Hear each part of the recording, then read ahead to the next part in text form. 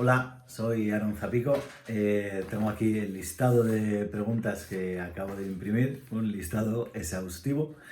No he preparado ninguna, las acabo de ver a la vez que salía de la impresora, así que bueno, esto no está preparado de ninguna manera, así que serán todo lo sinceras que pueda. Vale, la primera, ¿quién es Aaron Zapico y qué es lo que le mueve? Bueno, yo me llamo Aaron Zapico, tengo 41 años, soy de Asturias, vivo en Asturias, es algo que decidí hace tiempo y de lo cual me siento muy, muy orgulloso de volver al sitio donde nací, donde viví prácticamente toda mi vida. Soy padre de dos niñas de 9 y 6 años. ¿Y qué es lo que me mueve? Pues me mueve, pues bueno, intentar hacer las cosas bien, disfrutar de la vida, ser amigo de mis amigos, digamos, ser buena gente, ¿no? Ser buena persona. Mi trabajo con la música es eso, es un trabajo, es un privilegio que tengo el poder hacer música y que haya gente a la que le guste. Y bueno, intento disfrutar pues lo máximo posible de todo lo que me rodea, ¿no? De comer, de viajar, de beber, de conocer sitios, de absolutamente todas las experiencias que estén a mi alrededor. Además, soy una persona que me conformo con poco, disfruto mucho con pocas cosas, así que más o menos ese soy yo. ¿Cómo empezó tu contacto con la música? Pues mi contacto con la música empezó a los 8 años. Tengo la suerte de tener unos padres que se preocuparon desde el primer momento porque adquiriera, digamos, la mayor formación posible, que tuviera el mayor número de estímulos posible y a mí y a mis hermanos nos apuntaron pues en el conservatorio como nos podrían haber apuntado pues no sé, a teatro o a cualquier otro tipo de actividad artística. Por suerte fue la música y desde los 8 años pues hasta los 41 que tengo y espero que muchos más, pues ahí estuvo conmigo. Sabemos que estudiaste la carrera de piano y después te especializaste en clave. Mucha gente usualmente confunde los términos clave, clavicémbalo y clavicordio. ¿Podrías explicarnos en qué consisten cada uno de ellos? Bueno, clave y clavicémbalo es el mismo instrumento. Digamos que como introducción, en España, en el siglo XVII, en el siglo XVIII, pues no había, digamos, una norma o estoy sintetizando y resumiendo mucho, pero digamos que no había una necesidad, no había una sensación de constancia en el tiempo, entonces se referían a uno u otro instrumento de maneras muy, muy diferentes, incluso a veces llamaban el clavicordio clave, etcétera, ¿no? Sin ir más lejos, los mismos compositores no escribían prácticamente nunca igual su propio nombre, ¿no? Entonces no había esa sensación un poco de algo perenne que se fuera a mantener en el tiempo. Pero bueno, yendo a lo que nos atañe aquí, clave y clavicémbalo es lo mismo. Clavicémbalo es el término italiano, clavicémbalo o cémbalo, nada más es como se refieren los italianos a este instrumento, como los franceses clavecin, nosotros le llamamos clave. El clavicordio, digamos que es un instrumento diferente, es el verdadero antecesor del piano y es diferente, digamos, bueno, aparte de estructuralmente, de materiales, de dimensiones, de repertorio, etcétera, es diferente básicamente en la producción del sonido. El clave es un instrumento de cuerda pulsada, es decir, cuando accionamos la tecla por medio de una palanca acciona una pieza de madera que se llama martinete, que es así alargado como un dedo un poco grande, y ese martinete al final, digamos, tiene una piececita de plástico que es el plectro, que funciona como una uña que pulsa la cuerda, ¿no? Entonces es un instrumento de cuerda pulsada. El clavicordio, por el contrario, produce el sonido de una manera percutida, es decir, hay unas láminas metálicas que percuten la cuerda. Un poco, pues bueno, el antecedente del piano moderno que conocemos hoy en día. ¿En qué difiere la técnica de un piano moderno a la de un clave o la de un pianoforte? Bueno, pues no difiere tanto, es decir, utilizamos nuestros 10 dedos, los que tenemos, y básicamente los músculos son los mismos los que utilizamos. ¿Qué pasa con el clave y con el fortepiano? Que es un instrumento donde la claridad está más presente, donde la articulación está más presente. Entonces, digamos que hay algo fundamental que tenemos que tener muy en cuenta cuando tocamos estos instrumentos, y es trabajar el tacto, el touché, que dicen los franceses, ¿no? El sentir realmente cómo al pulsar la tecla se pulsa esa cuerda, ese pequeño clic que hay antes de pulsar la cuerda. Y luego hay un elemento muy característico de estos instrumentos, que es la articulación, la manera de hablar el instrumento, ¿no? Entonces, digamos que para la gente que viene del piano moderno y se mete, digamos, en los instrumentos antiguos, como fue en mi caso, por ejemplo, lo que más nos cuesta al principio es un poco hacer hablar el instrumento por medio de la articulación. Digamos que utilizamos también mucha menos masa muscular en el clave o en el fortepiano que en el piano. El piano es un instrumento más pesado que necesita de mayor masa muscular, ¿no? Pero no difiere tanto, no son técnicas tan absolutamente diferentes. Uno sí que tiene que tener, digamos, sobre todo si compaginan los dos instrumentos, son compartimentos bien estancos de qué es el clave y qué es el fortepiano, el pianoforte, o digamos, tiene que tener un poco claro esa diferenciación.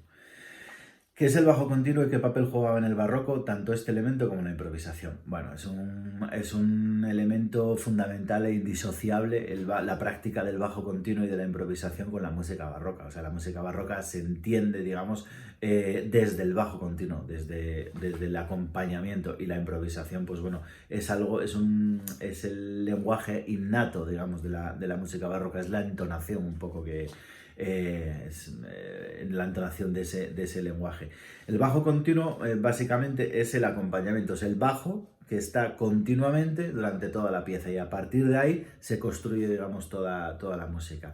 El principio fundamental de la música barroca es, digamos, tener una base muy sólida, digamos, que es el bajo continuo, donde los demás instrumentos o el instrumento, digamos, si es monódico, se puedan mover con total libertad. Entonces, digamos que esa base donde se sujeta, donde se sustenta toda la melodía, todo el artificio, pues ha de ser muy sólida, ¿no?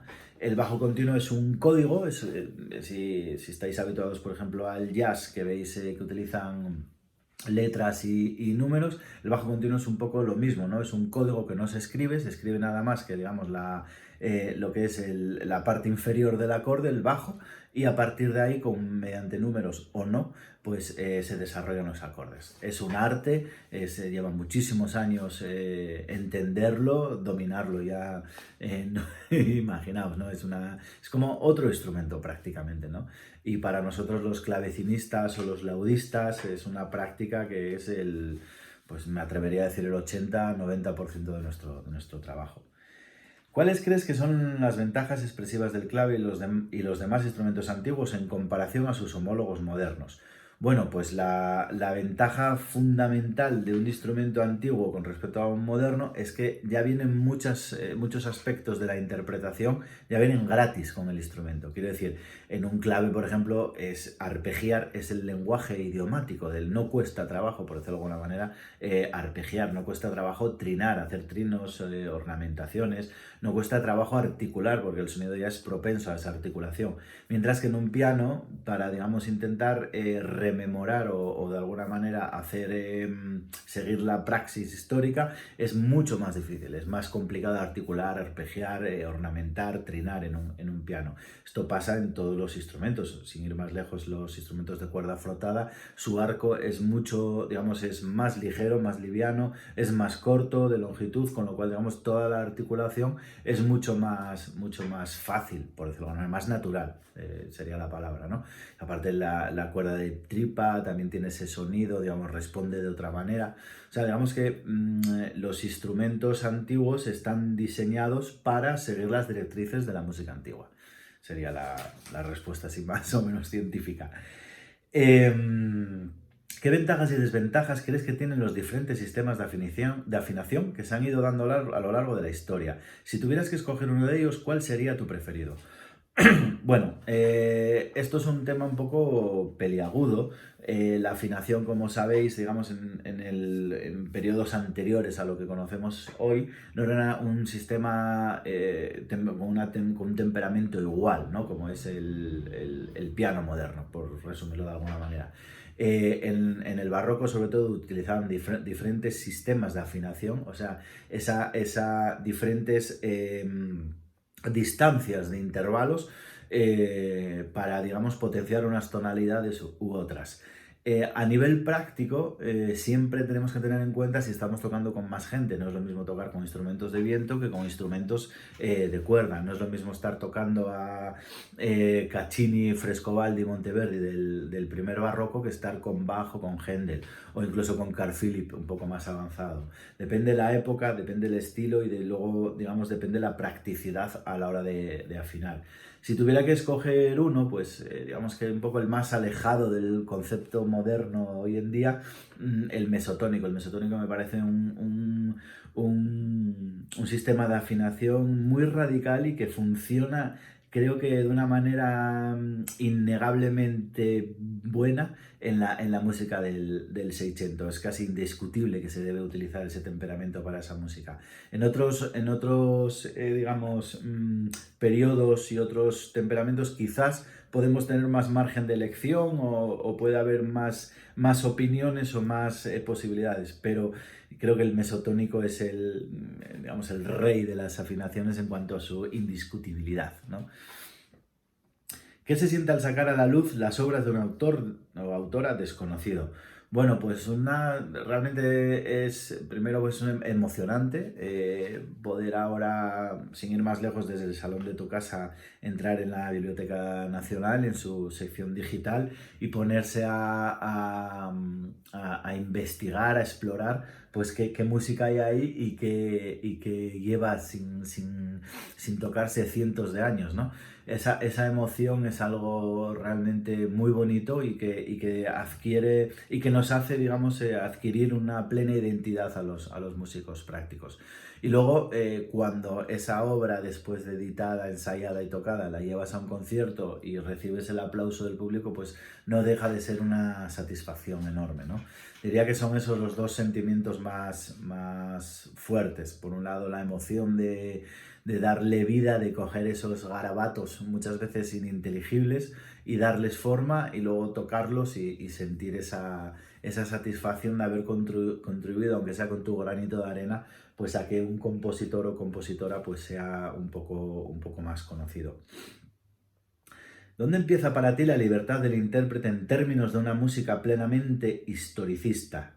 ¿Estás a favor de que ante la falta de información que en ocasiones pueda brindarnos una partitura se rellenen y arreglen esos huecos de forma artificial, entre comillas? ¿Eres más flexible en este tipo de aspectos o te gusta ir directamente a las fuentes y los tratados de época para apoyar tus decisiones musicales? Bueno, esto es una cuestión también que puede parecer un poco peliaguda, la injerencia del intérprete en la partitura, pero yo tengo una opinión muy clara al respecto. Las partituras, si nos vamos remontando hacia atrás en el tiempo, la partitura va teniendo cada vez menos y menos instrucciones en cuanto a su interpretación, ¿no? Si cogemos una partitura ahora del siglo XXI, del siglo XX, vemos que el compositor tiene un afán a veces, digamos, enfermizo en el sentido, digamos, de la exhaustividad, no para nada peyorativo, de cuánto deben durar las notas, dónde se deben atacar, todas las dinámicas, las articulaciones al milímetro, ¿no? Si eso lo comparamos con una obra 500 años antes, pensemos en virginalistas ingleses, en Monteverdi, en Frescobaldi, en cualquier compositor así grande que se nos ocurra, incluso el propio Bach, vemos que prácticamente no hay ninguna anotación en la partitura. Ya no de qué tempo, qué velocidad, qué articulación, qué digitación, absolutamente nada en el 90% de los casos, ¿no? Entonces, claro, ahí es el intérprete el que tiene que decidir, el que tiene que colorear esa partitura. ¿Cómo coloreamos esa partitura? Pues accediendo a las fuentes, a los tratados, a los escritos, no solo a las fuentes, digamos, científicas, metodológicas, donde está la teoría, sino leyendo, contextualizando la obra, conociendo otro tipo de obras del mismo compositor, uno puede establecer un retrato robot un poco de lo que pretende o de lo que nosotros honestamente creemos que pretende el compositor. Eso por un lado, o sea, llegamos a saber un poco los colores, pues esto tiene que ser azul, o esto tiene que ser rojo, o esto tiene que ser amarillo. Pero luego está también qué tipo de azul, qué tipo de rojo, cómo pintamos ese color, ¿no? Acuarela o con un color de madera o de cera, le damos con mucha intensidad o no, al contrario, le damos un poco más suave. Ahí está la labor del intérprete y un poco lo que más me atrajo a mí de la música antigua, ¿no? Digamos, la capacidad que tiene un intérprete de crear esa obra. Y luego la riqueza que hay, ¿no? A mí me parece fantástico y maravilloso que un preludio de Bach, por hablar de una de las obras, como digamos, intocables de la historia de la música, cómo puede tener tantas visiones diferentes, tantos ángulos desde donde verlo, ¿no? Me parece que en este tipo de música es muy difícil establecer qué está bien, qué está mal, esto es así, esto es asado, de alguna manera. Entonces, bueno, me parece que el intérprete debe interferir de alguna manera, involucrarse, mancharse las manos con la partitura. ¿Piensas que el lenguaje y la fonética de un pueblo puede condicionar, perdón, en base a su cercanía tímbrica con esta la elección de determinado grupo de instrumentos y sonidos sobre otros? ¿O crees que la extensión y el gusto de un determinado tipo de instrumento, como la viola de gamba en el ámbito inglés y francés, solo responde a cuestiones políticas y sociales más que a algo fonético o antropológico? Pues la verdad, nunca me había planteado esta cuestión. Eh, es cierto que cada país tiene una estética determinada, unas modas determinadas, un gusto determinado en una época, incluso dentro, digamos, de lo que conocemos como el barroco, son muchas décadas, digamos, de barroco, por decirlo de alguna manera, por meterlo todo en ese cajón. Incluso en el mismo barroco francés vemos como ese gusto o esa predominancia de instrumentos va variando a lo largo del tiempo. Creo que también no es solo, digamos, cuestiones fonéticas o antropológicas, sino también la supremacía en un momento dado de ciertos compositores que utilizan ciertas combinaciones o ciertos géneros son los que un poco arrastran esa dinámica compositiva o esa dinámica de gusto. Estoy seguro, me parece una pregunta muy interesante y estoy seguro que tiene que haber alguna razón más, pero lo desconozco. ¿Crees que la música antigua y la cultura en general deberían de estar subvencionadas? Sí, completamente. O sea, digamos, un pensamiento siempre un poco peyorativo hacia la cultura de la subvención en este país. Yo estoy subvencionado, estoy becado, estoy premiado, o sea, quiero decir, son cosas diferentes, pero que cada una tiene su mérito, su contexto y su significado. O sea, muchas veces para llegar a estar subvencionado tienes que concursar, tienes que presentar unos méritos y tienes que muchas veces competir, entre comillas, con otros candidatos. Con lo cual digamos que es algo meritorio el obtener una subvención, lo mismo que una beca o lo mismo que un premio. Creo que el dinero público está para eso, o sea, no se puede generalizar y no se puede hablar de, como estos días hemos escuchado, ¿no? Que parece que estamos subvencionados y parece que no trabajamos, simplemente el día uno miramos la cuenta corriente y, mira, me entró una subvención de 2.500 euros. No, no es así, o sea, creo que el papel del Estado está para, digamos, sobre todo en el tema cultural, invertir sin mirar demasiado los números o sin mirar demasiado el rédito inmediato, ¿no? Me parece que invertir en cultura, en cualquier tipo de cultura, es fantástico para el crecimiento social y para digamos, desarrollar la identidad de un pueblo, la empatía de sus habitantes, para un montón de cosas. ¿Crees que, como ocurrió en tu caso, sigue siendo una buena pedagogía hacer la carrera de piano y luego especializarse en clave? ¿O en tu opinión debería de ofertarse clave u órgano desde elemental para poder desarrollarlo plenamente y desde el principio como un instrumento propio? Buena pregunta también. Sí, ¿qué contesto a esto? Pues no viene, a ver, no creo que sea mala ninguna, ni óptima ninguna de las dos opciones. Quiero decir, yo por mi carrera pianística antes que clavecinística, tengo unas características mejores que otros clavecinistas que empezaron con el clave desde cero. Pero también tengo mis handicaps, quiero decir, no he leído tanta música como, o en su momento no había leído tanta música como un clavecinista que hubiera empezado desde cero, pero por el contrario tengo quizás una técnica más desarrollada o digamos un conocimiento mucho más exhaustivo digamos del funcionamiento de mis brazos, de todo lo que se puede hacer técnicamente. Entonces, no me parece que los dos caminos son válidos para llegar al mismo sitio. Quiero decir, animaría con la misma vehemencia a un niño que quiera empezar a tocar el clave, a que empiece con el piano o a que empiece con el clave, con la misma intensidad, porque los dos caminos tienen sus ventajas y luego llegarás, digamos, con alguna ventaja y algún inconveniente, depende qué trazado hayas escogido. Mismamente con mi hija de 6 años, que estamos ahora pues estudiando un poco de música, a nivel un poco, digamos, de juego todavía, pero a veces la pongo en un fortepiano que tengo en casa y a veces la pongo en el clave y se lo pasa pipa en los dos.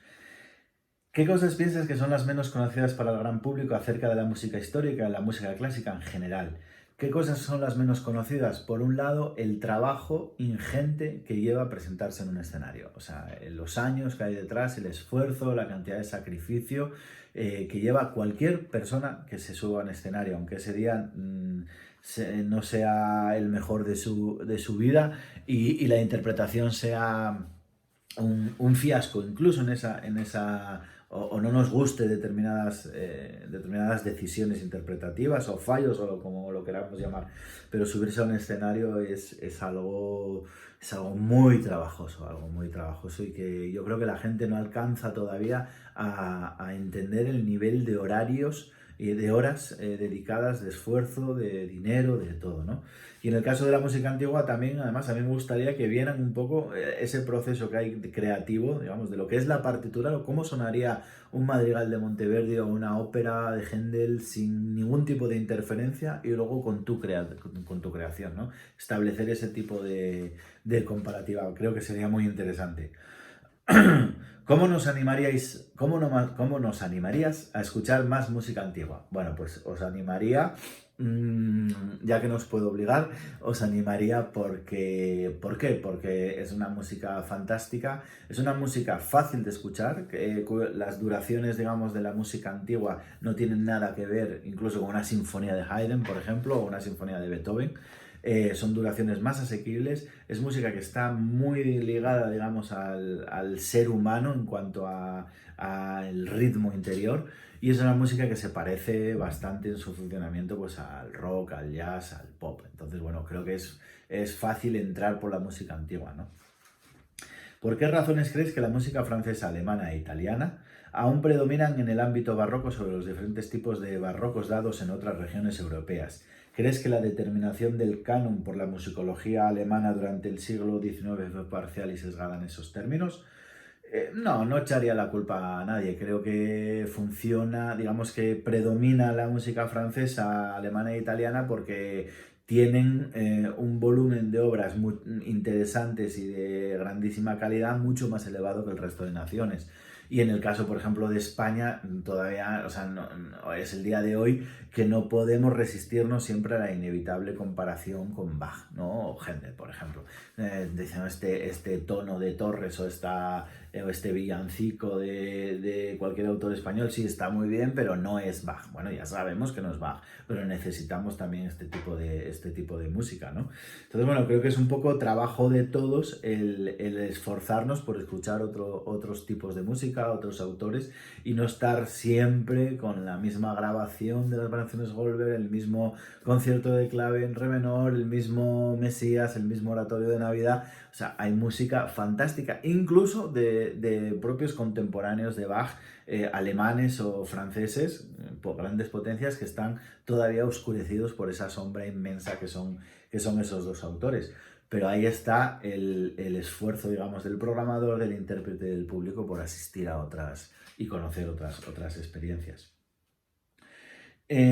¿Por qué motivos la música francesa barroca es tan exuberante en su ornamentación?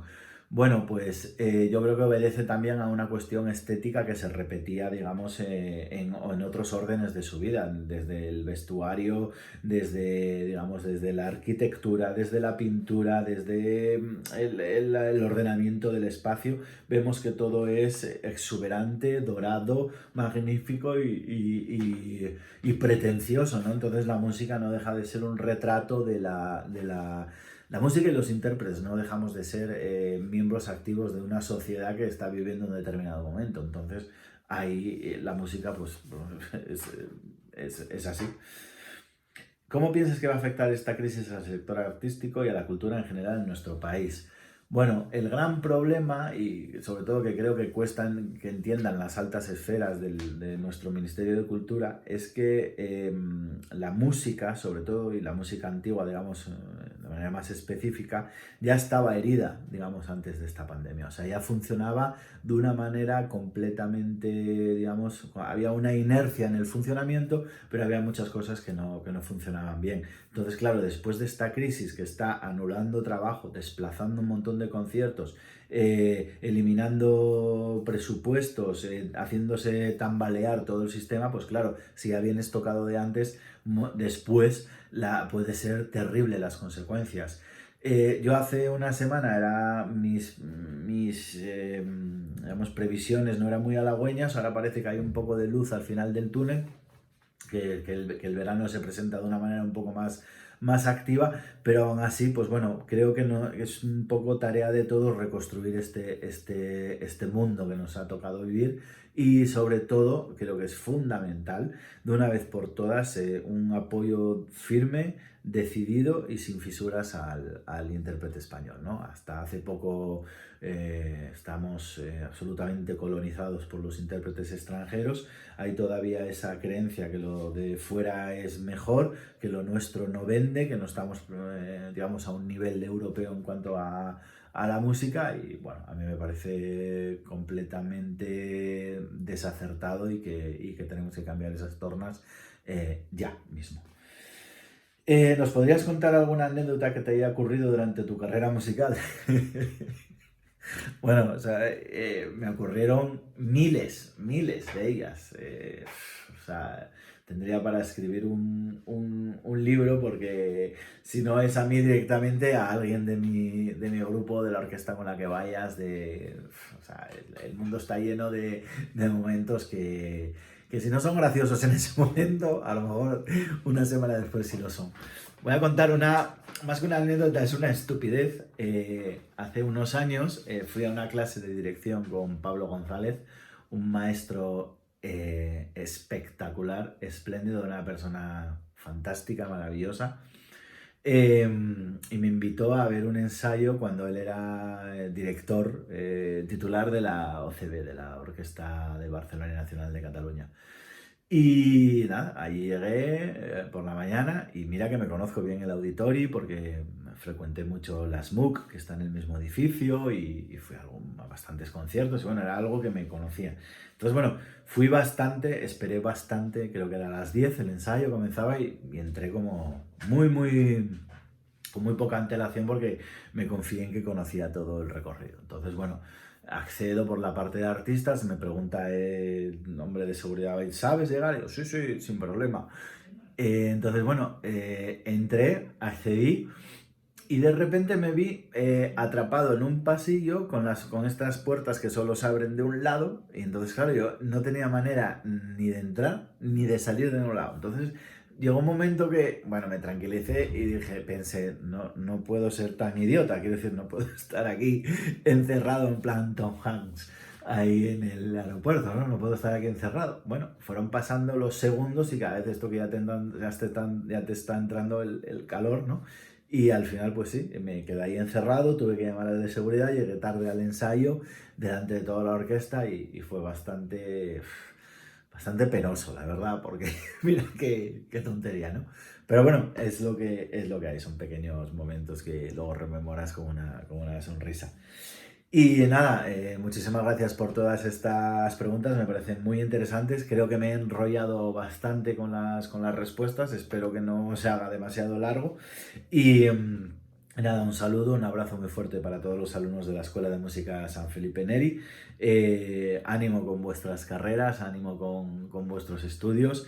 La música es algo infinito donde todos cabemos, donde tiene la misma importancia cualquiera de los estamentos de esta música, no solo digamos los concertistas o los que se dedican a dar conciertos, sino toda esa base de profesorado, de gente que incentiva la música, de divulgadores, de absolutamente todo. A mí me parece que es un corpus fantástico y que tenemos que, lo único, esforzarnos por encontrar nuestro hueco. Así que mucho ánimo.